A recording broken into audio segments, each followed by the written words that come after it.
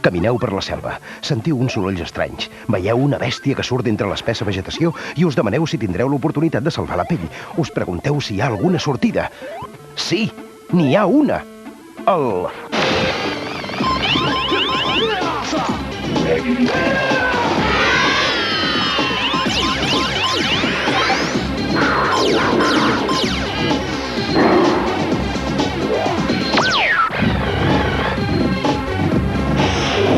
Consola portàtil. Aquesta setmana, en el número 10, Super Mario Land 2. En el 9, Kirby's Dream Land. Que és novetat de la setmana passada. Perquè els núvols, en més de ser enormes masses de vapor d'aigua, també tenen personalitat. En el número 8, Cool Spot. En el 7, Zelda, que ha baixat 2 llocs des de la setmana passada.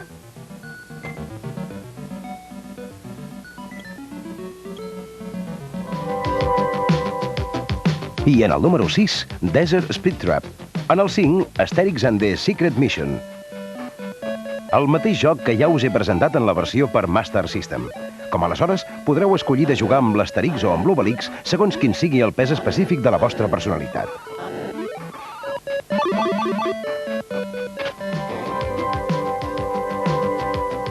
En el número 4, Jurassic Park. En el 3, Darkwing Duck. En el número 2, El Libro de la Selva. I en el número 1, Sonic Chaos, que es manté en el primer lloc on era fa 7 dies i des de fa bastant més que una setmana. Bé, Sonic. Consola 8 bits. En el número 10, Super Mario Bros. 3. Que és en aquesta llista des de fa tant de temps que ja no sabem si fa segles, mil·lennis o un parell d'eres. Shockers, una altra prova que no és en declivi la personalitat de l'ampista.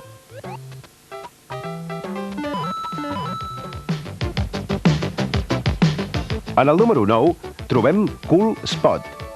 I en el 8, Jurassic Park. En el 7, Robin Hood. En el 6, Desert Speed Trap.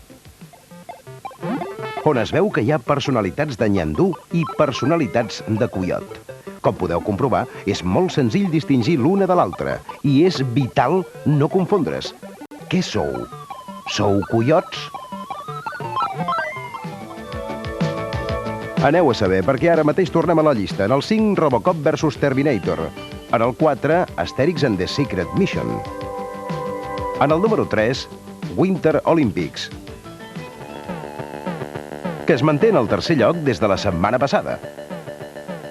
Una selecció dels esports d'hivern just abans que s'acabi la temporada pels que teniu una freda personalitat.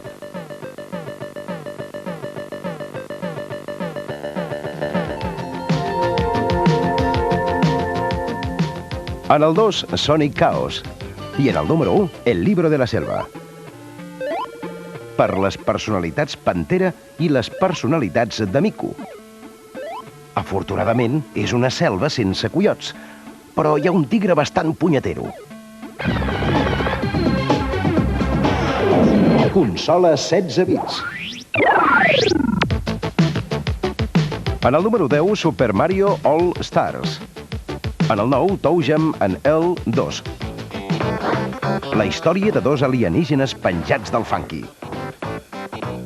Aviat, molt aviat us parlaré de ToeJam and Earl en aquesta nova aventura, Panic on Funkotron.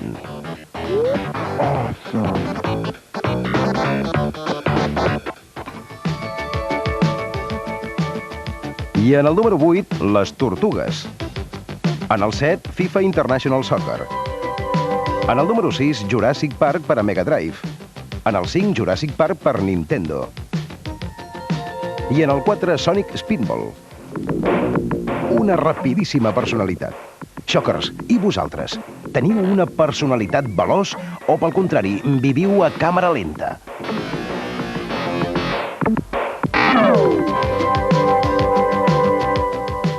En el número 3, Eternal Champions. En el 2, Aladdin, en la versió de Super Nintendo.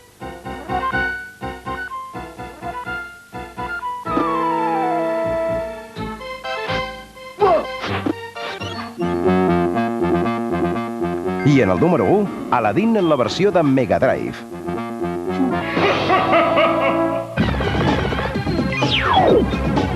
Ordinador. En el número 10, Flight Simulator 5.0. En el 9, Little Devil.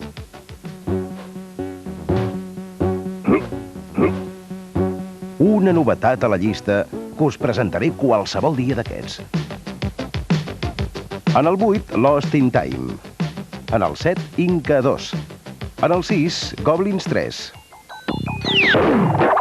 Aquest és un joc per les personalitats més estrambòtiques.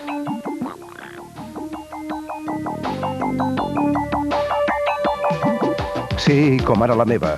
I en el número 5, X-Wing. En el 4, Pinball Dreams. I en el 3, Simon the Sorcerer. Què és una altra novetat d'avui? Una aventura gràfica per les personalitats d'aprenent de bruixot, que també n'hi ha.